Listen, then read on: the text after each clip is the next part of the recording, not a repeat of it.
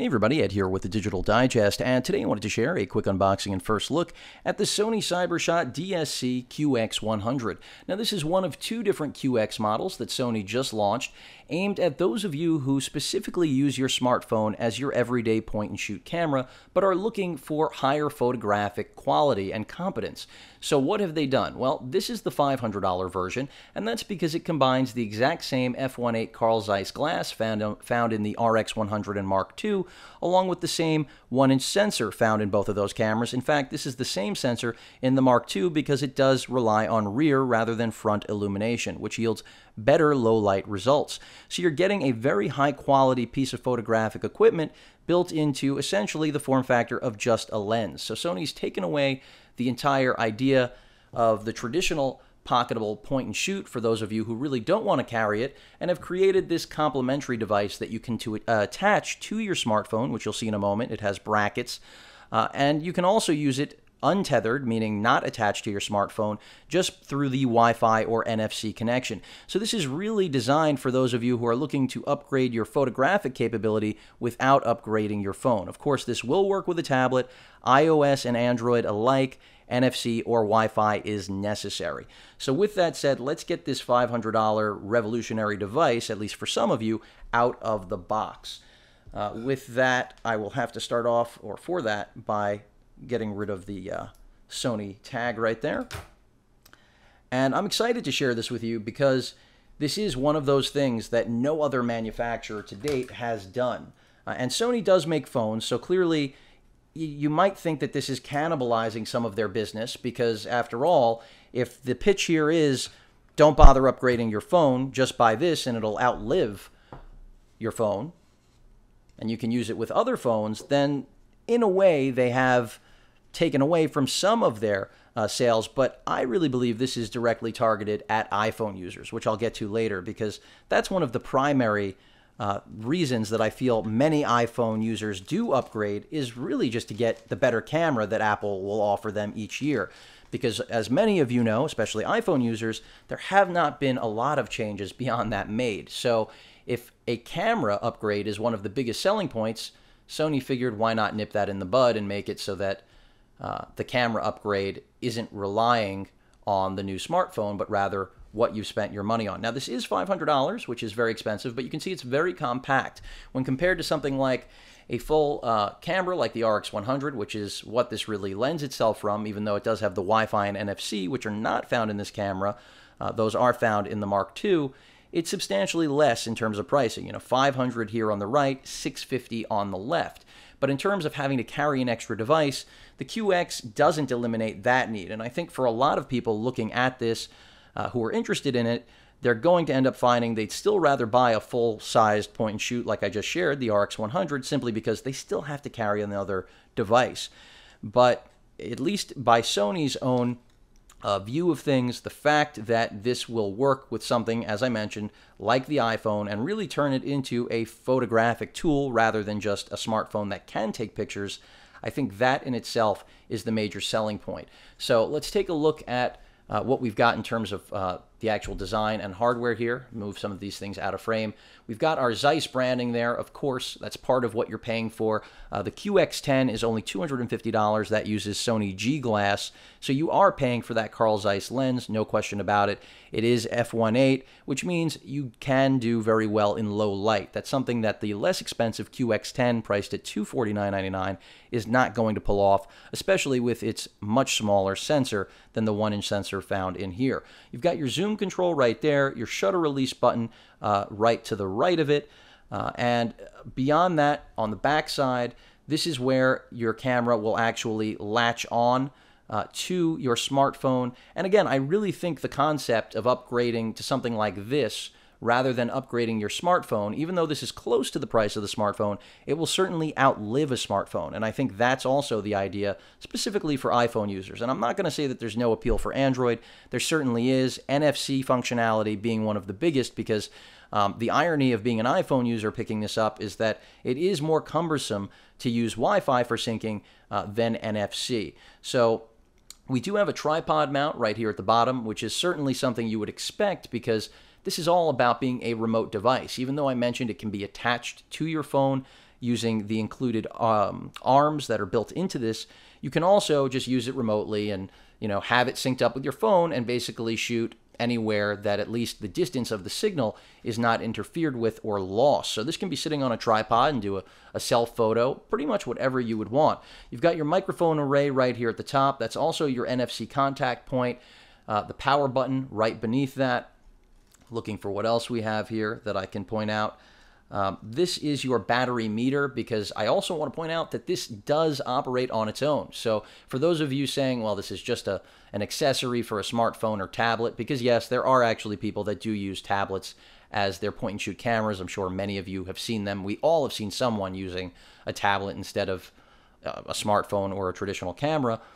This will work on its own. However, you don't have a viewfinder, so you just have to hope whatever you're pointing at and shooting is going to come out well. You have no way to actually review that without having that smartphone or tablet to act as your viewfinder, which again is dependent on using NFC or Wi-Fi and Sony's Play Memory application. You can see the Wi-Fi certification right here, the branding at the bottom, which flanks the tripod mount, and that's pretty much it. Battery location is right here, I believe, if I'm able to open it. Yep. And that is where the battery goes. I believe you get roughly 220 shots on a charge. So don't be confused. This is a full-fledged camera on its own. However, if it's not paired with something to act as a viewfinder, it's a lot more limited than something like the RX100 or Mark II. So that pretty much covers the hardware. You can see it is not large at all. Sony also sells a case for this, which in my opinion is pretty much a must-have. But the beauty is you can mount this on your phone and, as I keep mentioning, no longer need to have a new smartphone in order to get better photographic quality when it comes to stills and, of course, video as well. Now, in terms of the branding they have here, or marketing, just to take a look at it, you can see they're showing your smartphone becomes a premium camera. And that is really the entire pitch of the QX line. As I mentioned, you do have to have either iOS or Android, but I really still feel and believe that this is going to sell in larger numbers to iPhone users, because one of the first things I always hear from iPhone users when they upgrade is that, well, the camera got better. So this kind of renders that entire discussion null and void. I believe right here we've got our hookup for our micro USB, which of course is the way you charge this device, like all of Sony's cameras and most cameras in the marketplace now, no dedicated charger included. And then your micro SD card slot. That's another question many of you may have had. Where does the SD card go? Are we saving the photos to our smartphone or tablet, or are they being saved directly on the device? And the answer is they are being saved directly on the device. You can also instantly share them with your phone, which will allow you to then, of course, put this on your favorite social networking site, whatever it may be, share them with family and friends. And that's part of this design. It's taking networked cameras to the next level. Not only do we now have Wi-Fi and NFC, but we have something designed specifically for the device that basically all of us carry, which is a smartphone, and in some instances a tablet. Keep in mind, this is not going to mount, though, to a tablet. The brackets have a limitation of 5 inches in width. Let me see what else is included in this box. Packaging definitely unique. We've got our traditional paperwork, the quick start guide, as well as all of the marketing under the sun for accessories, I would assume, as well as a discount in case you want to pick up some of those accessories. And yeah, that's the traditional paperwork you'd expect. Now the balance should be our charging cable and battery. Want to point out that this is a new battery type. We're now working with an N-type battery, and that's in order to accommodate the very compact, minuscule size of this device. As I mentioned before, rated at a little over 200 shots. We have a wrist strap because, after all, this is really a camera, despite the fact that it is missing a viewfinder, and then our micro USB cable for charging and transfer in the event you don't want to yield to the Wi-Fi and NFC that you pretty much purchased this for. So that's everything in the box. The only other thing is the attachment, which of course I'm not going to leave out, for your smartphone. And that's what I was talking about before. This goes on the back of the device and allows you to essentially, you can see it's got a lock right there so that it will lock into place. And basically, once it's locked into place, we'll see if I can get this on the first try. It shouldn't be too difficult. It should just snap in to the provided teeth, because as you can see, there are cutouts. Of course, I'm missing them as we speak, but I'm going to try this one more time again. It should just line up and lock. Of course, I'm having a problem, which doesn't surprise me because it is a brand new product. But I'm trying to get it on here. Still not lining up. I'm sure there's a marker that I'm just, yeah, there's the marker. So had I looked for that to begin with, that would have been good.